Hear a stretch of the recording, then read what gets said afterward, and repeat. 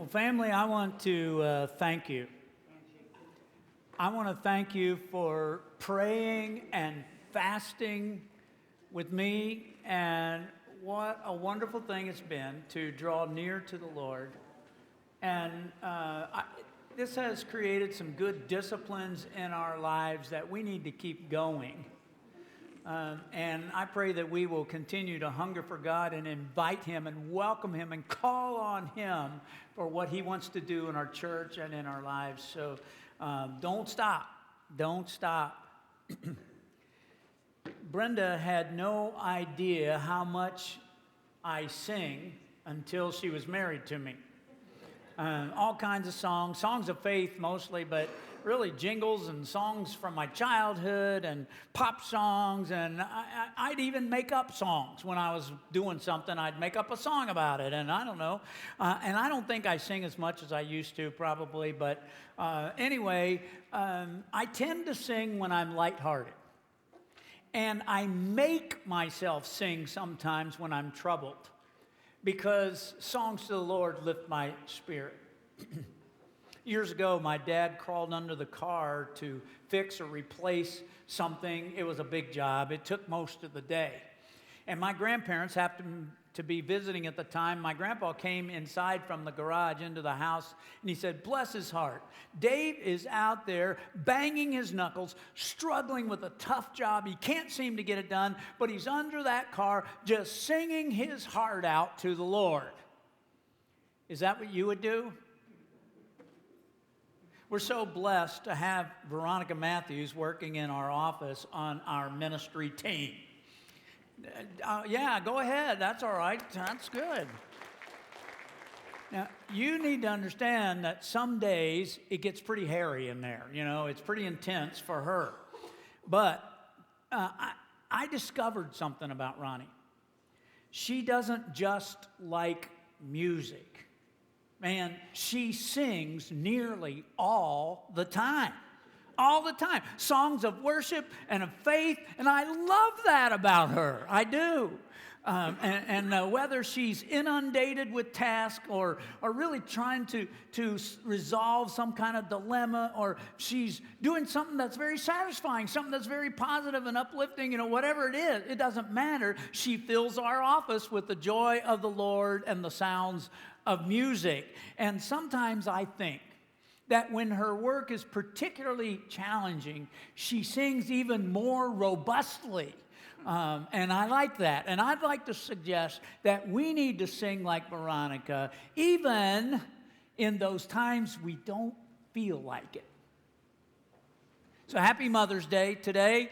And I know this can be a very sensitive time for some of you for a whole host of reasons, and I sympathize with you, but it is a good thing to hold up the value of moms and the good moms in our lives, even spiritual moms to us. The role moms play is so powerful, so influential in our lives. And for mom, it can be so rewarding and taxing at the same time.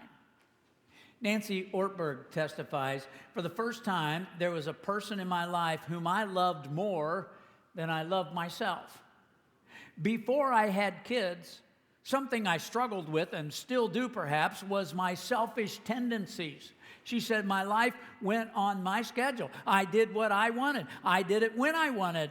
But now all of a sudden, there's this other little person in my life, and I didn't want to be selfish anymore.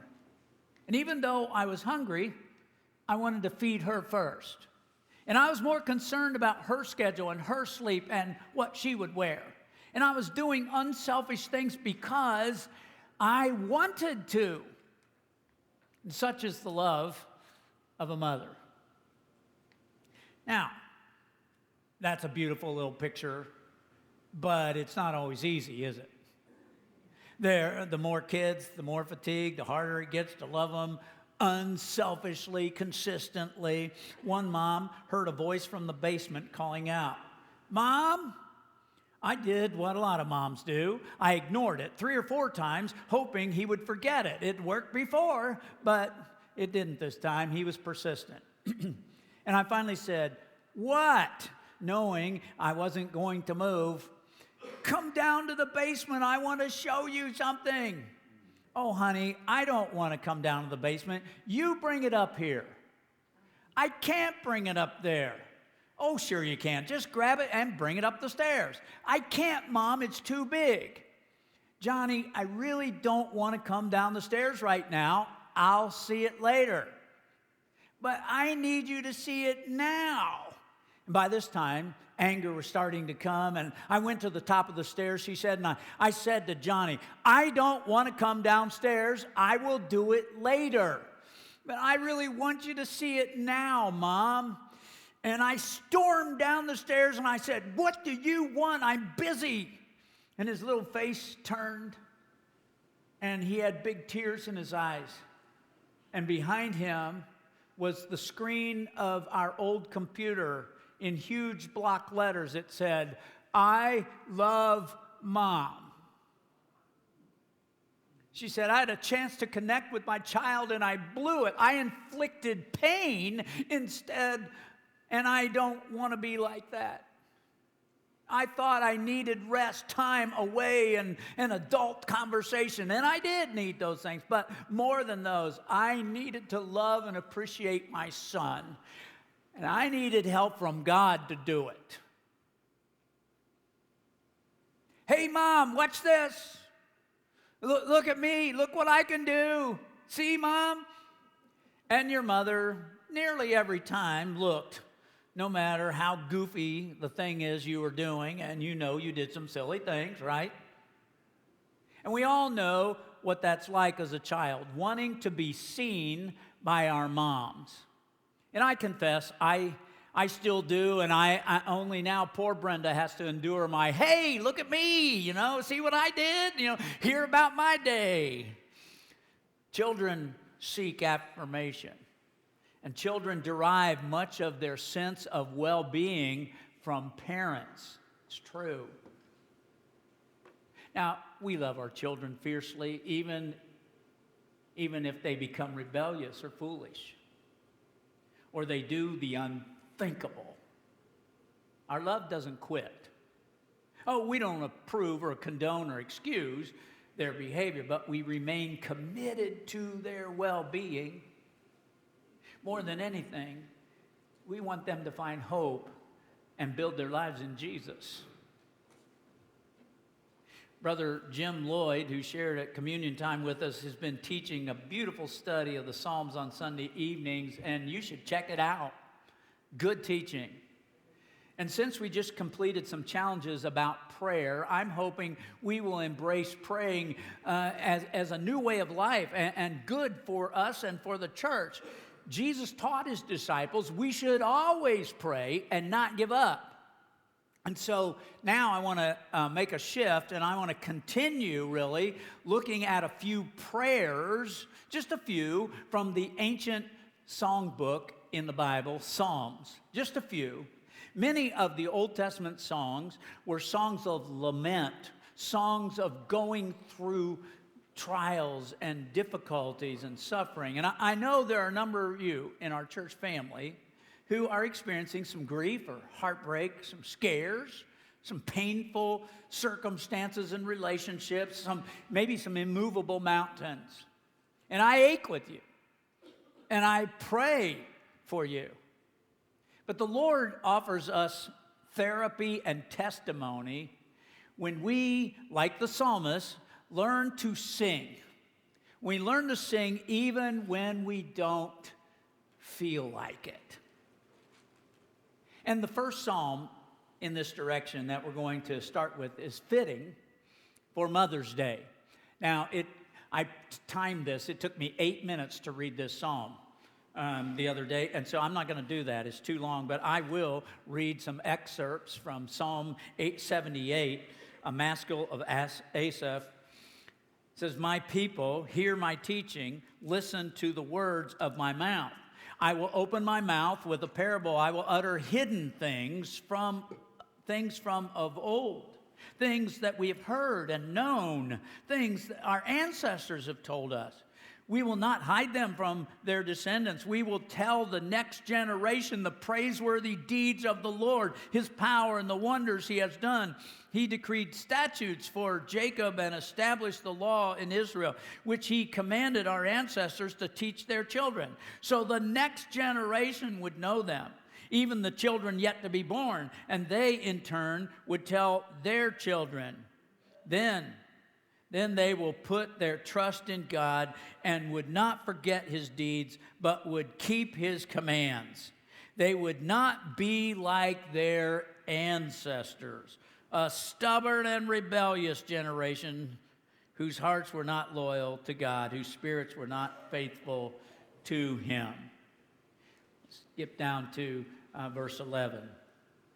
They forgot what he had done, the wonders he had shown them. He did miracles in the sight of their ancestors in the land of Egypt, the region of Zoan. He divided the sea and led them through. He made the water stand up like a wall. He guided them with a cloud by day and with the light from the fire all night. He split the rocks in the wilderness and gave them water as abundant as the seas. He brought streams out of the rocky crag and made water flow down like rivers. But they continued to sin against him, rebelling in the wilderness against the Most High. And then verse 32 continues. In spite of all this, they kept on sinning. In spite of his wonders, they did not believe. And so he ended their days in futility and their years in terror. And whenever the Lord slew them, they would seek him. They eagerly turned to him again. They remembered that God was their rock, that God Most High was their Redeemer. But then they would flatter him with their mouths, lying to him with their tongues. Their hearts were not loyal to him. They were not faithful to his covenant. And yet, he was merciful. He forgave their iniquities and did not destroy them. Time after time, he restrained his anger and did not stir up his full wrath. Then in verse 51, he struck down all the firstborn of Egypt, the firstborn of manhood in the tents of Ham, but he brought his people out like a flock. He led them like sheep through the wilderness. He guided them safely so they were unafraid, but the sea engulfed their enemies. And then verse 56, but they put God to the test. They rebelled against the Most High. They did not keep his statutes like their ancestors. They were disloyal and faithless, as unreliable as a faulty bow. They angered him with their high places. They aroused his jealousy with their idols. When God heard them, he was furious. He rejected Israel completely. Now, thankfully, that psalm doesn't end there. There's some good things to come, and we'll get to that in just a little bit. But I want you to see in this great song, there's joy and blessing from the Lord in this psalm. But there's also heartbreak and rebellion. This psalm rehearses the history of Israel, the provisions and power of God, and the rebellion of his people for generations. This song was written as a warning and a lament.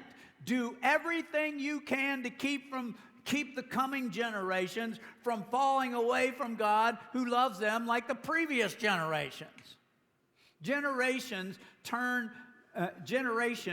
come and go, man. And the church, in the church family, we know the struggle of preserving the next generation.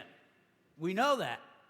And there's idolatry and rebellion against God, and our children get pulled into the vortex, and progressivism is sucking the church dry these days, and deconstruction of faith to a theological liberal view. And Jesus, I want Jesus on my own terms. I want to be spiritual. I want Jesus, but I want to keep my indulgences and my lifestyle at the same time. And I know many of you have children raised in the church, raised in the faith, who have abandoned that in their adulthood. And it grieves us. A burden that we carry that weighs on us daily. But that is exactly why we must still sing even when we don't feel like it. And so, the first admonition for us today is to sing to the Lord who has blessed us. Sing to the Lord. The psalmist Asaph sings of the praiseworthy deeds of the Lord, his power, and the wonders he has done. This psalm teaches us to sing to the Lord and to sing of the Lord. Praise him. He's worthy. Singing to him keeps us centered and our families centered and anchored, hopefully, for a lifetime. Now, when I grew up in our household, it was filled with songs of the Lord in particular. And we sang in our family devotions. We sang in the car together. We sang in church together. The piano was often singing in our household with familiar songs of faith. And the stereo rang out to the Lord. And my mom often sang while she was doing chores, or certainly when she was comforting us and we were wounded. And, you know, I can still hear her voice. And I learned a lot of songs, some great Bible stories of God's great deeds through songs. Only a boy named David, Daniel in the lion's den, Zacchaeus was a wee little man, Jonah, Moses crossing the Red Sea. The Lord said to Noah, we're going to build an ark. The wise man built his house upon the rock, and a whole lot more. And you learned some of you learned those songs too. As a teenager, I sang in our church's youth choir, and I also sang in a Christian rock band. And I learned to sing to the Lord, and I learned to live for the Lord. But for the most, life is not a fairy tale. It's rugged and harsh with ups and downs and filled with relational disappointments and conflicts and the powerful suck of this world. And even when life is fairly good, it's still stressful and challenging. That's why we got to sing. Mom illustrates her life. She said, I remember one day in particular, although I'm not sure why it stands out in my mind, because there were many days like this one, but I had a 3-year-old, a 2-year-old, and an infant. And I awoke to a fussy baby. And he clung to me like a monkey hangs onto its mother, would not let me put him down. And while Johnny's clinging to me, my toddler was wreaking havoc. She had this game she liked to play with toilet paper. And she would unwind it and do designs in every room in the house. And while she did that, she would take all the books off the shelves and start tearing out pages. And while this was going on, my 3-year-old was begging me to play Candyland. I hate Candyland, she said. And there was a mound of dirty laundry threatening to suffocate me, and my husband walked out to work saying he had no clean underwear, and there was no food in the house. So now I also had to go to the grocery store with these kids. Some days you don't feel like singing. But that's exactly the time to raise your voice to the Lord and rejoice in his blessings. It will change your perspective. Sheila Kitzinger, a social anthropologist, describes the internal struggle of becoming a mother. She says, happy as a woman may be to have a baby, and although she may enjoy being a mother, she must now pay the price of motherhood, the total and virtual annihilation of self. It's so true.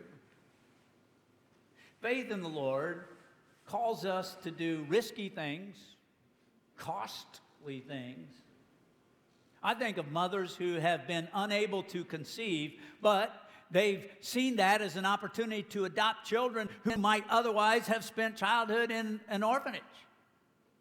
I think of mothers who are married to unbelieving husbands, but that doesn't stop them from trying to expose their children to the truth of God's Word. I think of mothers who stand up to a teenage son or daughter and says no to something when all the other mothers are saying yes.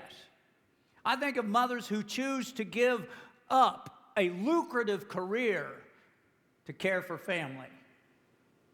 Such mothers adore and trust God more than they love this world. They sing to the one who blesses, for he alone is Lord.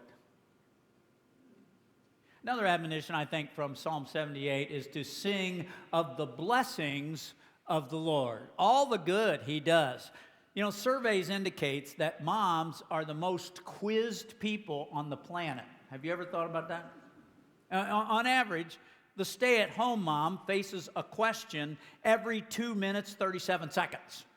That's 105,120 questions per year.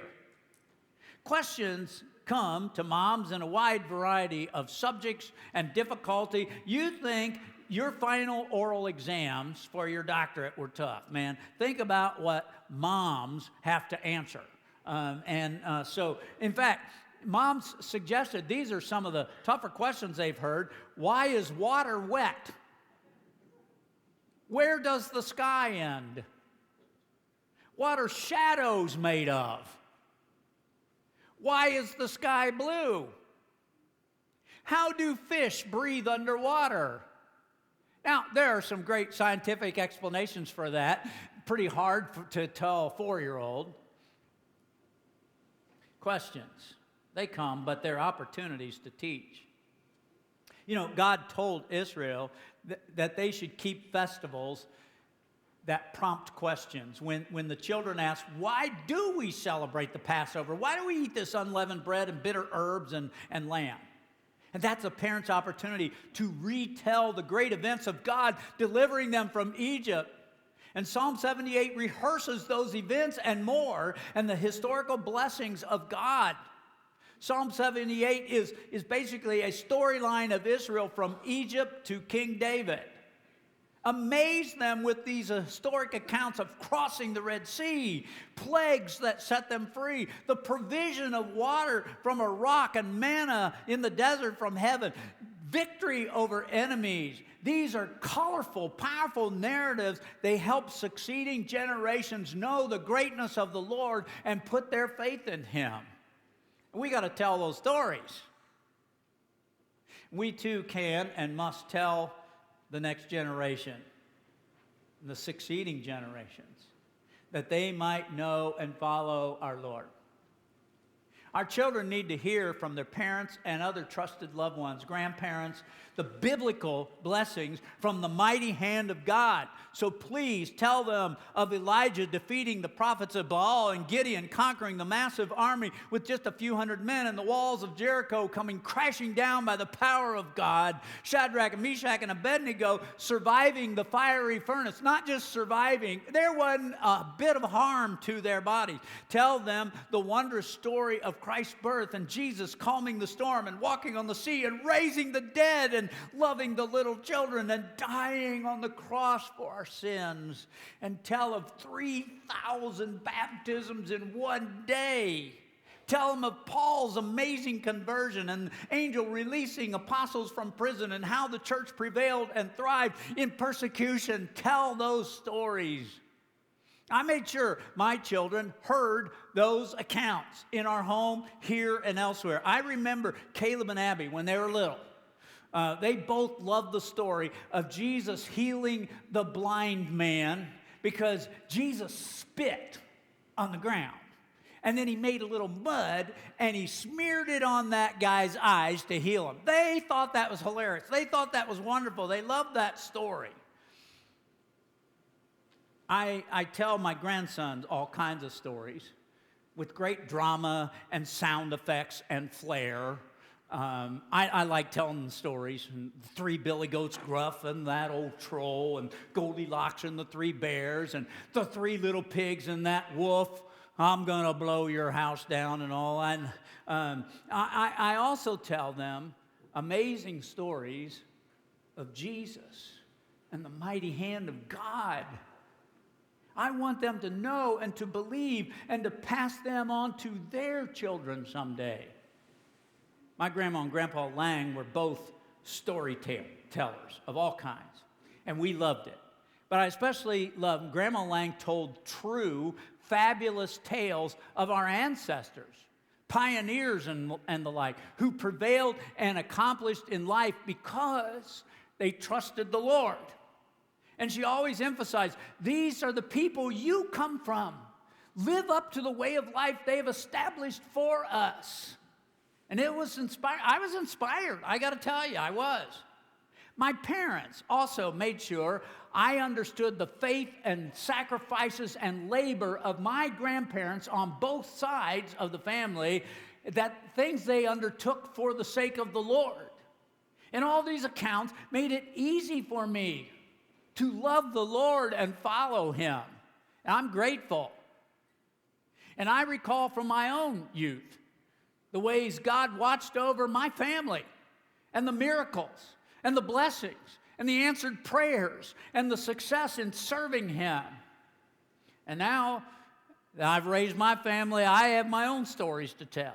And the next generation needs to hear these wonders of the Lord. Now, I'm not trying to elevate my family. I'm not trying to do that. Here's what I want you to hear. I want to share these things so that it stimulates your thinking in ways that you can tell the stories of God to your family. You got to be intentional about it. Weave it into everything. The third admonition is to sing for the benefit of our children and grandchildren. Sing for their good.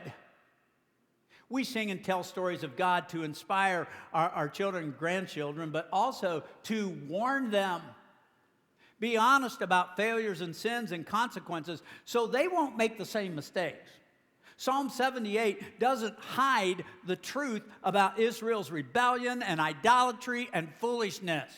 And we need to tell the whole story so that they will hear the warning and they'll see God's steadfast love. When your son doesn't make the team, tell him how you didn't make the team either. Tell that story and how miserable you felt, but how the Lord helped you move on. When your granddaughter gets the lead role in the musical, tell her when you get the lead, when you got the lead, when you were her age and you let it go to your head and you alienated some of your friends. And you don't want to do the same thing. So urge her to be humble before the Lord. May the song of the Lord continue for generations and generations. Scott Nickel was raised alone by his mom, and it wasn't very easy.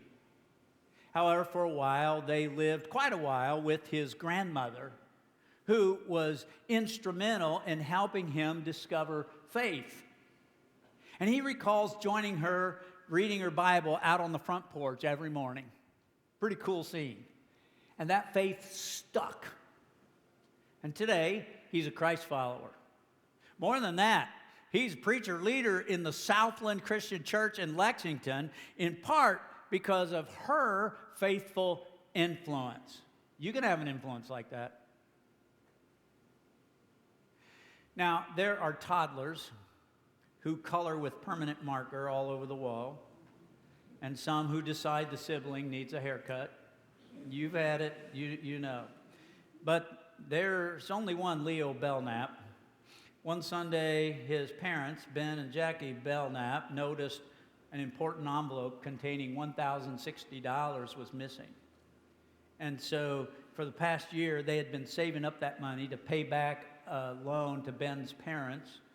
And they started tearing the house apart, searching for that cash. Jackie finally hollered, "I found it!" It was in the paper shredder. 1,000 tiny little pieces.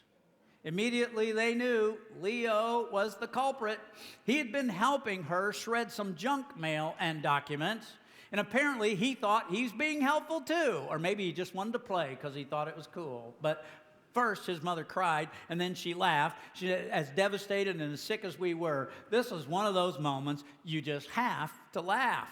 But the good news is, the Bureau of Engraving and Printing offers a solution for situations like this, redeeming burned, rodent-chewed, deteriorated money, a free service to the public. So they got their money restored. But this is going to be a story in that family that will span the generations, won't it? It's a great story. And you have timeless stories in your life and family, particularly ones about the Lord that will bless the whole family and be remembered for ages. You got to sing that song.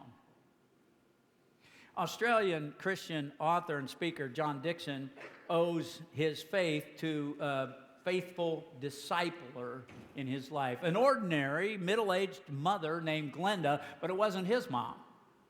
But she loved and discipled him and his friends. Glenda invited teenage boys to her house on Friday afternoons, and she would feed them, and they'd have some honest conversations about Jesus. And her friendship was true. And these guys grew to trust her. In fact, one night when one of the boys got drunk, his buddies didn't want to send him home like that, and so they took him to Glenda's house. Now, she happened to be having a fancy dinner party with a big crowd of people, but without blinking, she welcomed them all in, right past all her guests, to the back of the house. She said, "Get him cleaned up, put him in bed, we'll sort it out in the morning." The next morning, the guys came to retrieve their friend, and here he was in the kitchen eating bacon and eggs and having a little chat with Glenda. She told the boys to live upright, moral lives, but she didn't condemn them when they blew it. She loved them, and she called them upward, and they loved her for it. She kept teaching them about Jesus, and after several months, those guys, all of them, decided Jesus was for real, and they all became disciples of Jesus. Glenda lived it, and she sang the gospel of Jesus into those young men. Anyone can do it if they'll take the initiative and have a heart to do it. You may not have children or grandchildren who want to listen. Find some young people who do. Be a discipler. Bless your spiritual children. There are mothers in parts of Africa who face the very real prospect of having their son taken from their arms and being trained as child soldiers. The threats to our children are different, but they're just as evil and just as real. Our kids are getting abducted by media into all kinds of idolatry and godless values. Our grandchildren are getting indoctrinated by atheistic professors in the colleges and celebrities everywhere. Right and wrong is getting more and more blurry. And so we must pour in the truth of God and why we believe it. We've got to sing. And we should sing with the hope for the future. Psalm 78 laments the waywardness and records God's judgment, but thankfully, the song doesn't end there. And so, in the last few verses of Psalm 78, starting with verse 65, the Lord awoke as from sleep, as a warrior wakes from a stupor of wine. He beat back the enemies. He put them to everlasting shame. He rejected the tents of Joseph, and he did not choose the tribe of Ephraim, but he chose the tribe of Judah, Mount Zion, which he loved. And he built his sanctuary like the heights, like the earth that he established forever. He chose David, his servant, and took him from the sheep pens, from tending sheep. He brought him to be shepherd of his people Jacob, of Israel, his inheritance. And David shepherded them with integrity of heart, with skillful hands he led them. God gave them a beloved king who tried to follow the way of the Lord. See, this psalm wraps up with the establishment of the messianic reign, the promise of the kingdom through the beloved line of King David, the tribe of Judah, the Redeemer. So the Messiah, King, is the hope of the world. He is still the hope that we must sing about today to the next generation. And so so many people in our world feel no hope. There's no recovery or redemption for them in this world. There's no way out. And so people feel resigned to just live in their mess, live in their misery, live in their woundedness, their circumstances. There's no changing it anyway. Our world needs hope. And moms, Moms trapped in their endless demands, trapped in their failures as a mom, trapped in unfulfilled dreams, need hope. And Jesus doesn't take away all the trials, but He can redeem them, and He does give new ways to work through our hopeless despairs. Like the Song of Israel. You might need to sing a song of failure to redemption. A song of failure to redemption.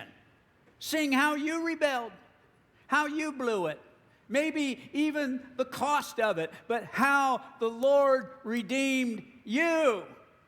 It's okay to tell about your divorce, your bad temper, your poor money management. It's not just a warning to your descendants. It's an opportunity to share how God's grace restores. There's hope. There's hope in Jesus. So, brothers and sisters, sing of Jesus. He's the hope. Help your descendants see Jesus in you and in your testimony and in the scriptures and in your teaching and in your stories, in your lifestyle, in the songs that you sing. Hold Him high. He's the hope. He's the hope. And He's your hope for salvation. If you've not accepted that, you can do it today. Repent, trust in Him, be baptized to remove sins. Start again. We give you that opportunity as we stand and sing. I'll meet you in the front.